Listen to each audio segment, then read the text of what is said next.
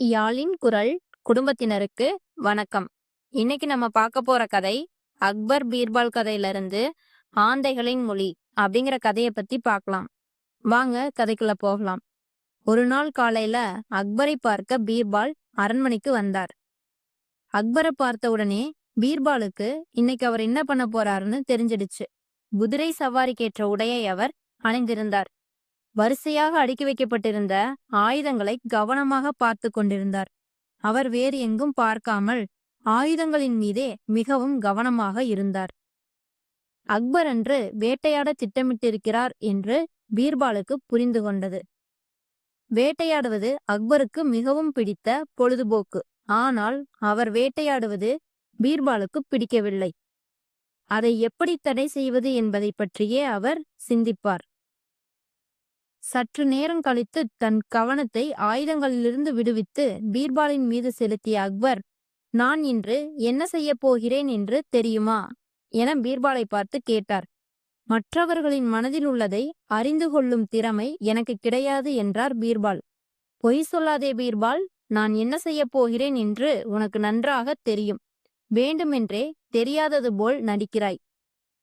மிதமான குளிர். இந்த காலை பொழுதில் வேட்டையாடச் சென்றால் மிகவும் நன்றாக இருக்கும் என்பது என் கருத்து. உன் கருத்து என்னவோ என்றார். தங்களின் கருத்தே என்னுடைய கருத்தும் என்றார் பீர்பால்.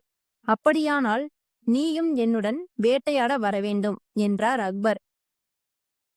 தங்கள் கட்டளைப்படி நடக்க நான் இருக்கிறேன் என்று பணிவுடன் பீர்பால் பதிலளித்தார். பீர்பால், நீ உடன் இருந்தால் களைப்பே தெரிவதில்லை. நாவில் உனக்கு இத்தனை வலிமையை கொடுத்த இறைவன் உடலிலும் கொடுத்திருக்கிறாரா என்பதையும் அறிய ஆசைப்படுகிறேன் என்றார் அக்பர். ஆகட்டும் பிரபு என்றார் பீர்பால். சற்று நேரத்திற்கு பின் அக்பர் ஒரு பெரிய படை வீரர்களின் அணியுடன் காட்டை நோக்கி புறப்பட்டார். பீர்பாலும் அக்பருடன் சென்றார். காட்டினுள் நுழைந்த பிறகு அக்பரின் வீரர்கள் தாரை தப்பட்டை ஆகியவற்றை உரக்க ஒலித்து காடே அதிரச் செய்தனர். அந்த சத்தத்தை கேட்டு காட்டு மிருகங்கள் மிரண்டு அங்குமிங்கும் சிதறி ஓட அக்பரும் மற்றவர்களும் அவற்றை துரத்திச் சென்று கொன்று குவித்தனர். திடீரென ஒரு புலி புதரிலிருந்து சீறிப்பாய்ந்து அவர்களை நோக்கி வந்தது.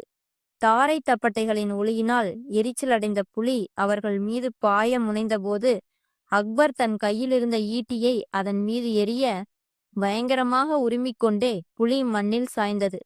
புலி இறந்து விட்டதால் அக்பர் உற்சாகமுற்று கையை உயர்த்தி கூச்சலிட சுற்றியிருந்த வீரர்கள் மகிழ்ச்சி ஆரவாரம் செய்தனர். மாலைக்குள் அக்பர் மற்றொரு புலியையும் வீரத்துடன் வேட்டையாடி கொன்றார். பிறகு அனைவரும் சென்று ஓய்வெடுக்க அக்பர் தனியாக அமர்ந்து பீர்பாலுடன் உரையாடி கொண்டிருந்தார். மாலை மங்கிய நேரம். பகல் முழுவதும் வானில் பறந்து திரிந்து கொண்டிருந்த பறவைகள் தங்கள் கூடுகளை தேடி திரும்பிக் கொண்டிருந்தன. அவற்றின் இனிமையான குரல்களை இருவரும் கேட்டு ரசித்துக் கொண்டிருந்தனர். அவர்கள் அமர்ந்திருந்த இடத்திற்கு அருகில் இருந்த ஒரு மரத்தில் இரு ஆந்தைகள் பறந்து வந்து உட்கார்ந்திருந்து ஒலி எழுப்பத் தொடங்கின. அவற்றின் ஒலியை வெகுநேரம் உன்னிப்பாக கவனித்த அக்பர், இந்த ஆந்தைகளின் மொழி நமக்கு புரிந்தால் எவ்வளவு நன்றாக இருக்கும் என்றார் அக்பர். பிரபு, அவற்றின் மொழி எனக்கு தெரியும் என்றார் பீர்பால். அப்படியா?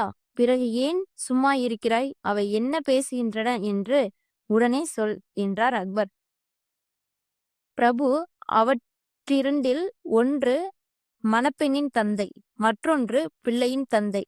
அவை வரதட்சணையை பற்றி விவாதம் செய்து கொண்டிருக்கின்றன. பிள்ளையின் தந்தை மிருகங்களே இல்லாத 40 காடுகள் சீர்வரிசையாக தர வேண்டும் என கேட்கிறது. பெண்ணின் தந்தை தன்னால் 20 காடுகள் மட்டுமே தர முடியும் என்று சொல்கிறது என்றார் பீர்பால்.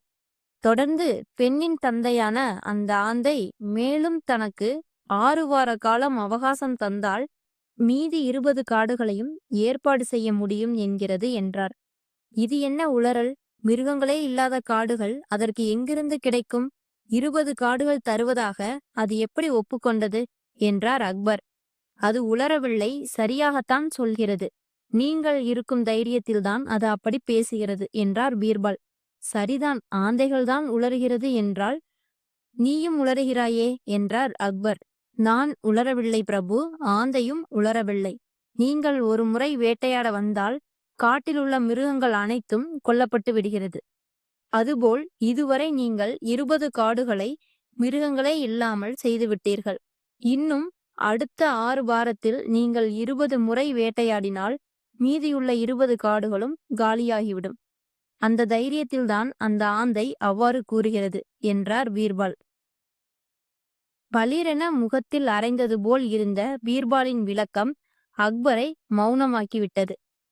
தன் செய்கைக்கு முதலாக தலைகுனிந்த அக்பர், பீர்பால், என் கண்களை நீ இன்று திறந்து விட்டாய். என்னுடைய மகிழ்ச்சிக்காக காட்டில் வாழும் மிருகங்களை கொன்று குவிப்பது ஈனமான செயல் என்று புரிந்து கொண்டேன். இன்று முதல் வேட்டையாடுவதை நிறுத்திவிடப் போகிறேன் என்றார் அக்பர். பீர்பாலுக்கு தன் செவிகளையே நம்ப முடியவில்லை. இப்படி எளிதாக அக்பரின் மனம் மாறும் என்று அவர் நினைக்கவில்லை. பீர்பால், என்ன அப்படி பார்க்கிறாய்?